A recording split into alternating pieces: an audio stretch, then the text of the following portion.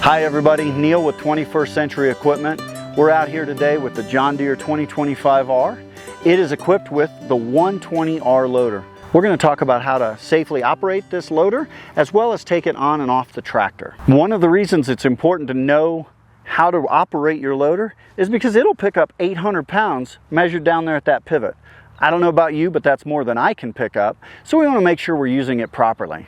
On the topic of picking up 800 pounds, we've got another video that talks about ballast. Make sure you check that one out. First step, surprisingly, or not surprisingly, is we've got to get on the tractor and we'll get it started. I'm going to go ahead and climb on the machine. The 2025R is equipped with this step to make it a little easier to get in and out with this raised platform. So 2 points of contact with my hands, one on the step up in the machine, and I am ready to go.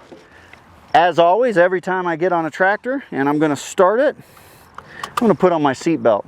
Before I start the tractor, I want to go ahead and just walk you through the controls on this unit. So this direction, forward and back, is going to control my boom arms. And left and right are going to control how the bucket pivots. So back is going to raise the boom up. Forward is going to put the arms down on the ground. Now the 2025R with this 120R loader, it does have a float position, and to access that I'm going to go ahead and push the lever all the way forward and then just a little farther. There's a little detent right there, and that puts these arms in a float position. That's great for back dragging and things like that, where I need the arms to really kind of be following the terrain, but I am trying to pull back some material with the bucket edge. So just pull it back and it drops back into its regular position. And then to go out with this direction, out away from my body, that's going to go ahead and dump the bucket. Come in is going to curl that bucket back up. So I'm going to start it and walk you through that. While I have it running, I'm going to go over the steps to remove the loader from this tractor, and I think you'll see it's really easy to do. Make sure my tractor's in neutral, my foot's on the brake, parking brake is on, tractor starts right up. As I mentioned, back is going to raise the loader up,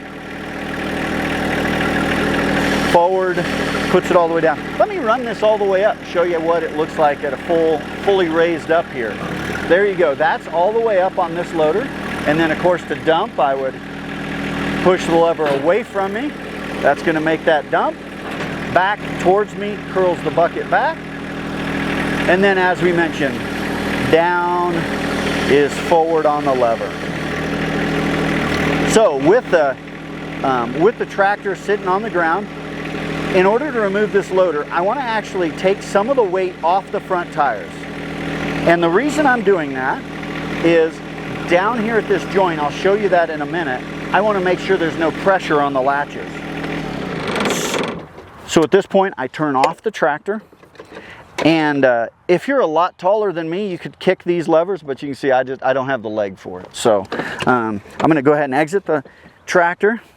With this latch, again, there's no pressure on it because I've taken some of the weight off of the tractor with the loader. And I just lift up on these guys, one on each side. It's as easy as that. Now this loader is ready to take off. So again, climb up in. What do I do whenever I start a tractor? I'm going to put my seat belt on, make sure it's in neutral. Now for this next step, I am going to release the parking brake because you'll see the tractor will roll just a little bit on its own as we pull off the loader. So I'll just run you through the steps without it running first, and that is simply with the latches released, I'm actually going to pull back like I'm lifting the loader up. And you'll see those front towers, there are these towers right here, you'll see those two towers start to tilt forward, and the stand that's built into this loader, so no additional steps, the stand that's built into this loader is going to come down onto the ground, and you'll see the whole loader get ready to stand up on its own. So let's go ahead and do that.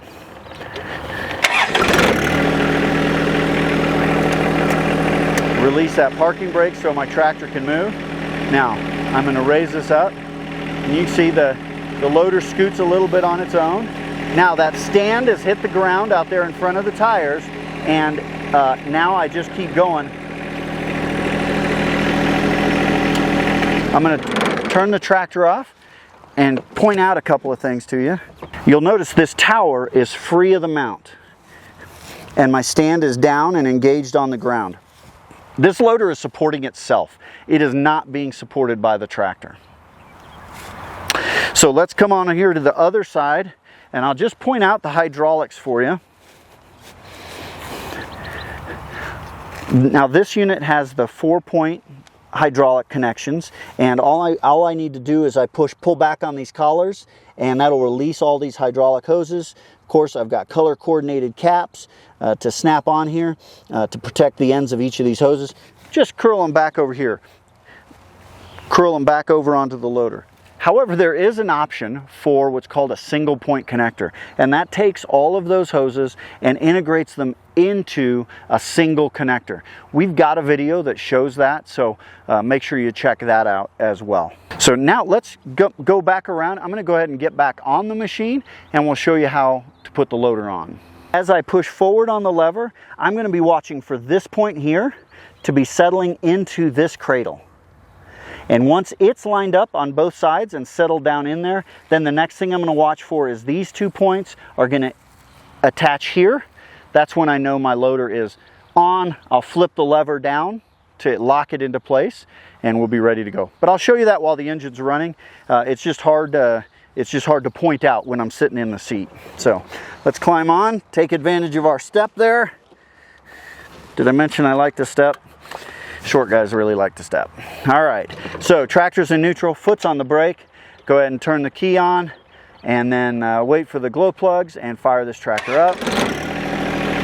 Okay, so I'm going to push down on the lever, which is going to start pulling that loader back on. I may need to move the tractor just a little bit in order to get it to engage. And you'll see there it has shifted just a little bit. As I shift my hydrostat just to give myself some flexibility, I can keep pushing down. I'm going to pull forward just a little bit,